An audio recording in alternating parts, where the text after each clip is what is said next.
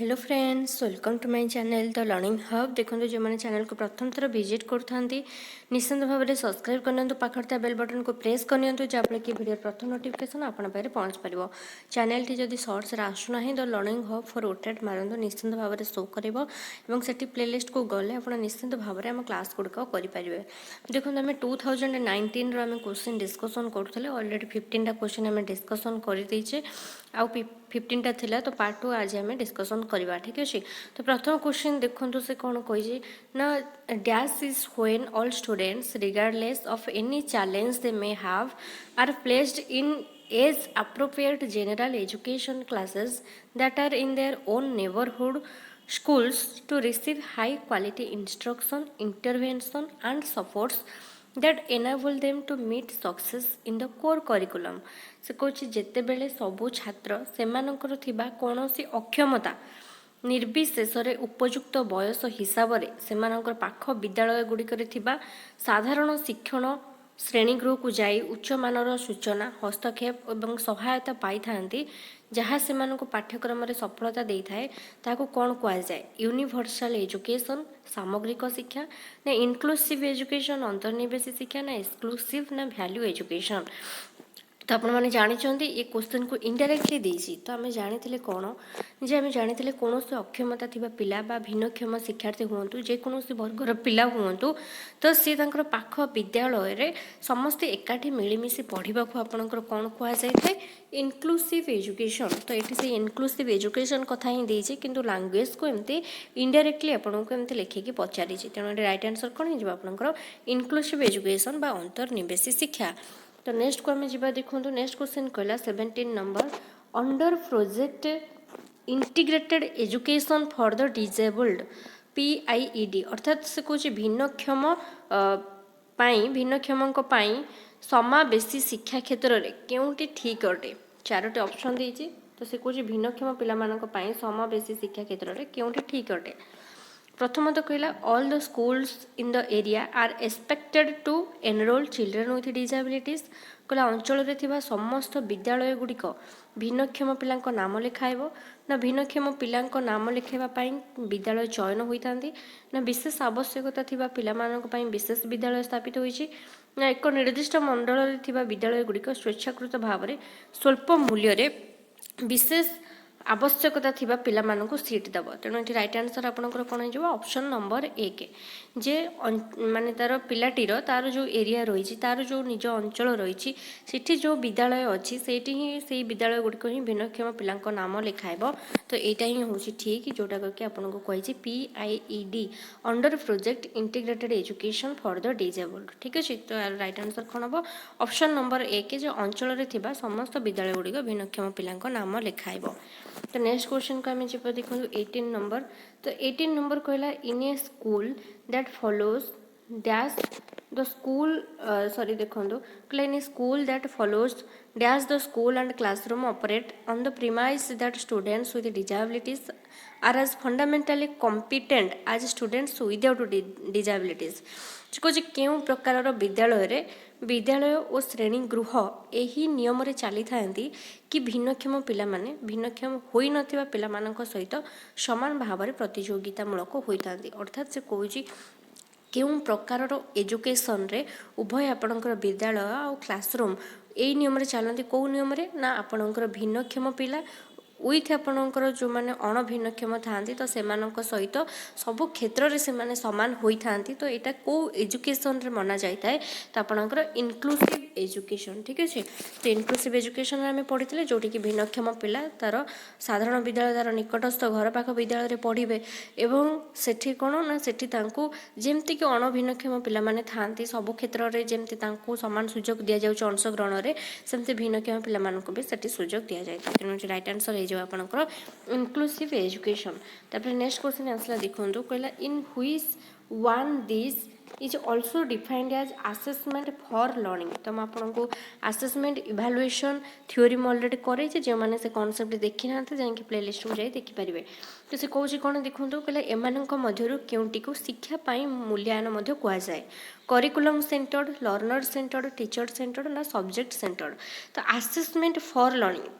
तो मैं आपको पढ़ी व्हाट इज आसेसमेंट आसेसमेंट मुख्यतः आपंकर assessment for learning of learning as learning कथा कही तो सबुतक आपंकर हूँ कौन शिक्षार्थी केन्द्रिक मन रखिए लर्नर सेंटर्ड ठीक अच्छे तो एगुड़िक तो कदापि हेनी पाठ्यक्रम शिक्षक विषय केन्द्रिक तेणु रईट आंसर आपंकर कौन हम लर्नर सेंटर्ड बा शिक्षार्थी केन्द्रिक तो नेक्स्ट क्वेश्चन आसला देखो which one of this is not an example of teaching और लर्निंग मटेरियल्स बा टीएलएम से कौन एमानक मध्यरु केउंटी एक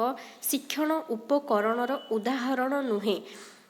बा टीएलएम रो उदाहरण नुहे ठीक अच्छे टीएलएम विषय भी आम पढ़ी तो से कौन प्रथमत ऑप्शन ए के कौन एंड ऑफ सेमिस्टर टेस्ट ना वीडियोज ना फ्लैश कार्ड ना स्टोरी बुक तो आपने जानीपे टीएलएम जोटा आम टीचिंग लर्निंग मटेरियल कहे टीचर तर शिक्षादान शिक्षण समय यूज करते शिक्षण को सहज सरस सुंदर करने कौन से डिफिकल्ट टॉपिक को आम इजिली पे आगे प्रेजेंटेशन करने पे इजिली बुझापी तेणु देखो ये आपको ऑप्शन कौनटा हेना पचारि क्योंकि टीएलएम रो उदाहरण नुहे तो end of semester test videos flash card story book तो राइट आंसर कौन है देखो वीडियोज तो आपंकर जीव टीएलएम भितर फ्लैश कार्ड भी जीव स्टोरी बुक भी जीव तो ये आपंकर राइट आंसर कौन हो एंड ऑफ सेमिस्टर टेस्ट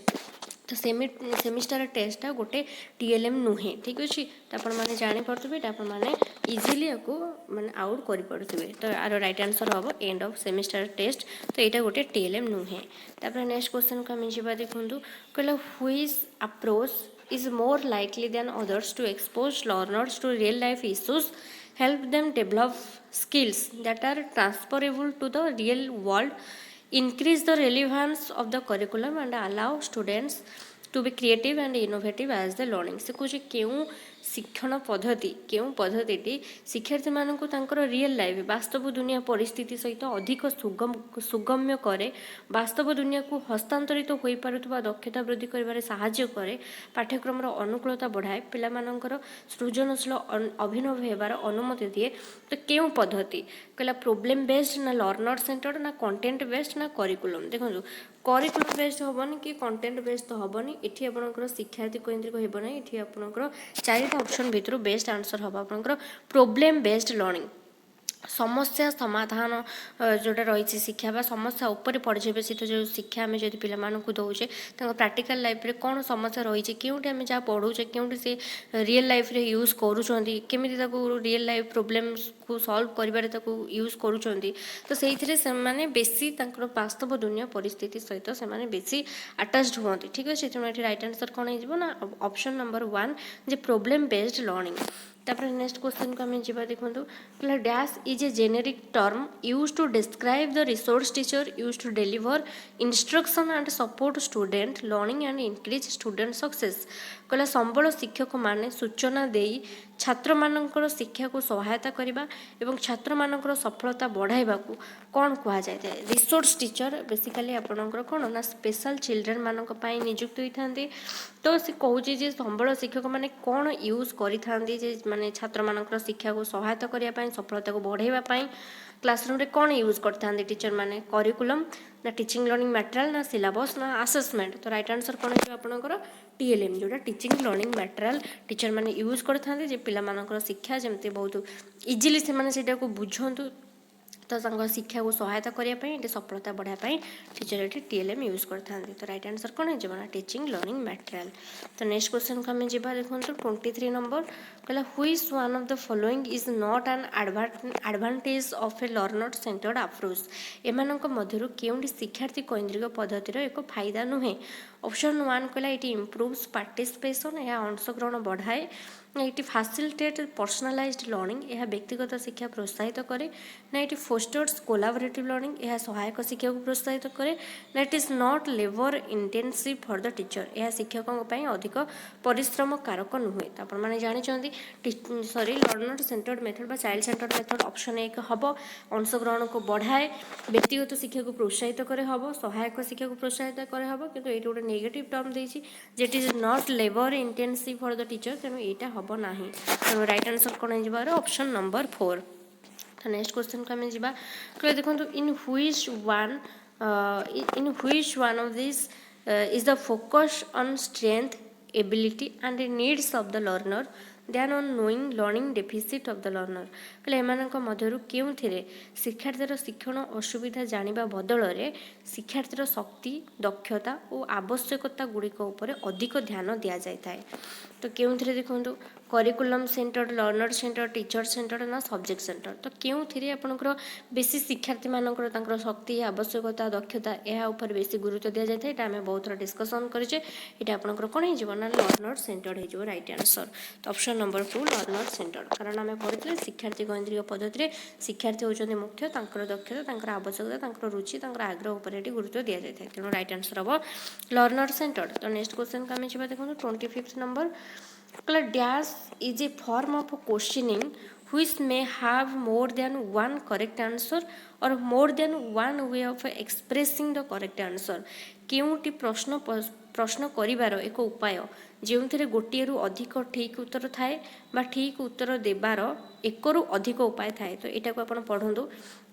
कहला क्यों प्रश्न रे ठीक अच्छे बा क्यों परीक्षा रे देखो ऑप्शन देछि ओरल परीक्षा ओरल टेस्ट जोटा कि मौखिक परीक्षा छोट बेले करा जाय थाए रिटन पर ओरल टेस्ट सेथिरे ना सब्जेक्टिव असेसमेंट ना ऑब्जेक्टिव ना आउट देछि ओरल टेस्ट जोटा कि श्रवण संबंधी परीक्षा से कुछ आ भीतर क्यों थिरे माने क्यों थिरे आमे आमको गोटे रु अधिक उत्तर देबा पई आमको सेथिरे सुযোগ थाए किंबा आमको ठीक उत्तर दबा पई एक रु अधिक उपाय मध्य थाए तो ये आपण भलसे क्वेश्चन को पढ़िले आपण माने बुझी पारिबे ए चारिटा भितर आमको क्यों थिरे बेसी हमर सुযোগ थाए जे आमको गोटे रु अधिक ठीक उत्तर दबा पई तो क्योंटी आपण सहित हम ऑलरेडी बहुत डिस्कशन करछि सब्जेक्टिव टाइप हबो कारण ऑब्जेक्टिव हबो नाही एटी ओरल ओरल की हबो नाही तो आपन राइट आंसर कोन हबो सब्जेक्टिव हम पढ़ितले दीर्घ उत्तरमूलक प्रश्न रे पिला मानकु सुযোগ थाए से माने तांकर स्वाधीनता बा स्वाधीन इच्छा रे से माने जहां भी उत्तर जानि छंती एक गोटे रु अधिक उत्तर दबा पई सेतरे तांकर सुযোগ थाए कोथिरे ना सब्जेक्टिव असेसमेंट ठीक अछि तो नेक्स्ट क्वेश्चन का में जिबा 26th number कहला a test designed to assess the attainment in any subject with regard to a set of predetermined objective is called dash कहला पूर्व निर्धारित उद्देश्य गुड़िक हिसाब से कौन सी विषय दक्षता मूल्यांकन पर क्यों परीक्षा करा जाता है तो ऑप्शन ए के कहला डायग्नोस्टिक ना अचीवमेंट ना प्रोग्नोस्टिक ना स्क्रीनिंग टेस्ट स्क्रीनिंग हेनी कि थर्ड नंबर देखो भविष्य सूचक सेमती से ना तो ये आपंकर देखो डायग्नोस्टिक और अचीवमेंट या भर कौन हम पूर्व निर्धारित उद्देश्य गुड़िक हिसाब से कौन सी विषय दक्षता मूल्यांकन आमर अचीवमेंट टेस्ट करा अचीवमेंट टेस्ट कथा बहुत थर कही आम कौन सी टपिक धर पढ़े सारे आमर शिक्षण उद्देश्य या आम पे पढ़ेदेले आम देखा ये उद्देश्य गुड़िक पे अचीव कले कि ना तो जो परीक्षण ता लगी करा जाए से गुड़िक अचीवमेंट टेस्ट तो अचीवमेंट भितर आपंकर फॉर्मेटिव समेटिव ये जो टेस्ट गुड़िक स्कूल परीक्षा जोड़ा करा सब अचीवमेंट टेस्ट अंडर आसी थाए तापर देखो नेक्स्ट क्वेश्चन आपंकर आसला कौन ना ये कहला which one of the following is more of assessment for learning rather than assessment of learning कहले निम्नोक्त केउंटी शिक्षार मूल्यांकन अपेक्षा शिक्षा पाई मूल्यांकन अधिक अटे तो केउंटी गोटे असेसमेंट फॉर लर्निंग से पचारि फॉर्मेटिव ना डायग्नोस्टिक ना प्रोग्नोस्टिक ना समेटिव तो आपको पढ़ी जे सर्टकट रे असेसमेंट फॉर कहले फॉर रु मन रखा फॉर्मेटिव एवं असेसमेंट ऑफ कहले समेटिव कही एवं असेसमेंट आज कहले सेल्फ असेसमेंट कथा कही तेणु ये असेसमेंट फॉर देती तो फॉर रु आप कौन मन रखिए फॉर रु आप मन रखिए फॉर्मेटिव तेणु यहाँ आपंकर कौन हो फॉर्मेटिव असेसमेंट बा गठनमूलक मूल्यांकन तो नेक्स्ट क्वेश्चन को आम जा which one of these is not a part of a formative assessment से कहला एमानक मध्यरु केउंटी गठनमूलक मूल्यांकनर एक अंश नुहे ऑप्शन कहि classroom discussion homework weekly test ना एनुअल एग्जामिनेशन सब बेले आपनकर चारिटा ऑप्शन रु बेस्ट आंसर बाछिबे तो बेस्ट आंसर एटी कोन होइबो एनुअल एग्जामिनेशन आपन माने जानि छथि एटा समेटिव भीतर जाउची तो फॉर्मेटिव नुहे तो आपन इजीली एटी आउट कर परिबे तो नेक्स्ट क्वेश्चन को हम जिबा 29th number question देखो कहला a dash has different categorise where the learner can score lower or higher within the scale depending on their answer कौन के विभिन्न विभाग गुड़िक थाए जो शिक्षार्थी से उत्तर मान हिसाब से कम बा उच्च ग्रेड रखिपारे। कहला सेल्फ आसेसमेंट, पियर आसेसमेंट, मल्टीपल कैटेगोराइज आसेसमेंट ना सिंगल स्केल। तो सेल्फ आसेसमेंट कौन आप जानते निजे निजर मूल्यांकन करने को सेल्फ आसेसमेंट। पियर आसेसमेंट कहले आपण खाता को अन्य कौन सांगसाथी द्वारा जोटा मूल्यांकन करा पियर आसेसमेंट कहुए। सिंगल स्केल कहले जमती आम गोटे स्केल रे आम पिला आसेसमेंट करवा जमी आम रेटिंग स्केल जम देखी रेटिंग स्केल सब 3.5 पॉइंट था जो कि रेटिंग स्केल कौन होता है रेटिंग स्केल आपंकर गुणात्मक मानर बा गुणात्मक आकार में प्रकाश करा जाए ये किंतु कहला सिंगल स्केल अर्थात गोटे स्केल रे आम पिला आसेसमेंट करवा धरतु 1 ରୁ 10 भितर पिलाटी 1 ରୁ 10 भितर केते स्कोर करिछि। तो एमती सिंगल स्केल किंतु ये कौन क्वेश्चन कौन आपको पचार देखो क्योंथे विभिन्न विभाग गुड़िक थाए जो शिक्षार्थी से उत्तर मान हिसाब से कम बा उच्च ग्रेड रखिपारे। तार राइट आंसर कौन हम आपंकर मल्टीपल कैटेगोराइज आसेसमेंट। तो मल्टीपल कैटेगोराइज आप देखो 2019 रे ही आपंकर यही क्वेश्चन सब आसी। तो मल्टीपल कैटेगोराइज आसेसमेंट कहले जमती कि आपंकर धरतु आप धरतु एसे लिखुंट तो एसर आपंकर विभिन्न आप कौन कले ना कैटेगोराइज करदे जे पिलाटे यही टर्म बा यही स्टेप देख लिखिले आम ताको ग्रेड दिज्व। ठीक अच्छे जो पिला लिखि न से पिला दिज्वनी। तो जमी आप मैथमेटिक्स देखी थे मैथमेटिक्स आपंकर पिलाटी यही स्टेप करते से स्टेप वाइज जमी मार्क मिलता है। तो सही सेम जिनस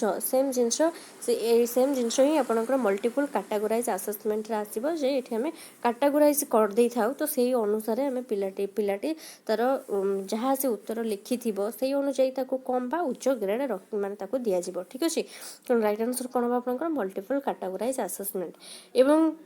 नेक्स्ट क्वेश्चन देखो कहला in a dash you can have completely different result depending on how the test taker answer them for the same question by associating different categorise for each answer. से कुछ क्यों परीक्षा देउथिबा पिला किपरि उत्तर देउछि से हिसाब से समान प्रश्नर प्रति उत्तर समान प्रश्नर प्रति उत्तर। ठीक अच्छे विभिन्न वर्ग बा संभाव्य फलाफल गुड़िक जड़े विभिन्न फलाफल पाइपर। तार आंसर कौन हम सेल्फ आसेसमेंट, पियर आसेसमेंट ना मल्टीपल कैटेगोराइज आसेसमेंट ना सिंगल स्केल। तो ये आम डिस्कसन कले जे मल्टीपल कैटेगोराइज आसेसमेंट जो थी कि कहली एग्जांपल जमती कि आपंकर धरतु एसे हरिका है जमती कि से कैटेगोराइज कराई ए पॉइंट एमती वार्ड लिखिले पिला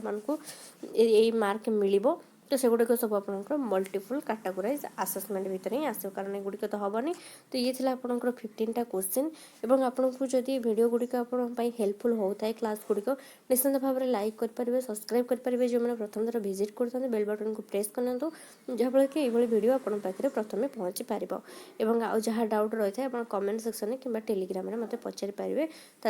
थैंक यू।